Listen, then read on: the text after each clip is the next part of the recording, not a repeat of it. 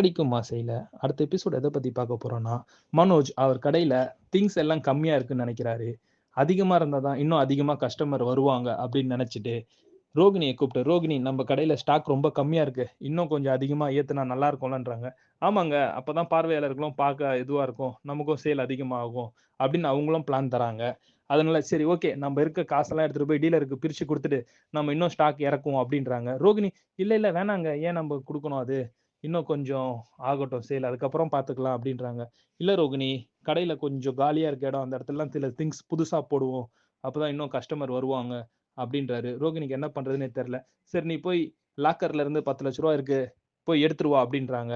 அவங்களும் தயக்கத்தோட அங்க போறாங்க. அங்க போய் ஓப்பன் பண்ணி பார்த்துட்டு, "மனோஜ் நீங்க ரூ. 10,00,000 இருக்குன்னீங்க. உள்ள ரூ. 7,00,000 தான் இருக்கு." அப்படின்றாங்க. "இல்லையே! நான் தான் அக்கவுண்ட்ஸ் எல்லாமே முடிச்சுட்டு கரெக்ட்டா தானே காசு உள்ள வச்சுட்டு போனேன். வாய்ப்பே இல்லையே! வா போய் பார்க்கலான்னு பார்க்குறாரு. அதுக்கேத்த மாரி அங்க ரூ. 7,00,000 தான் இருக்கு. மனோஜ் ஒரே ஷாக் ஆயிடுறாரு. என்ன பண்றதுன்னு தெரியல அவருக்கு. இங்க வச்ச காசு எப்படி வெளிய போயிருக்கும்? பாஸ்வேர்ட் உனக்கும் எனக்கும் தவிர வேற யாருக்குமே தெரியாது அப்படின்னு சொல்றாரு. இருக்க எல்லா ஸ்டாஃப்பையும் கூப்பிட்டு இந்த மாரி பணம் ஏதோ மிஸ் ஆயிருக்கு. ரூ. 3,00,000 யாருன்னா பார்த்தீங்களா? அப்படின்னு கேட்கறாங்க. இல்ல அப்படின்றாங்க.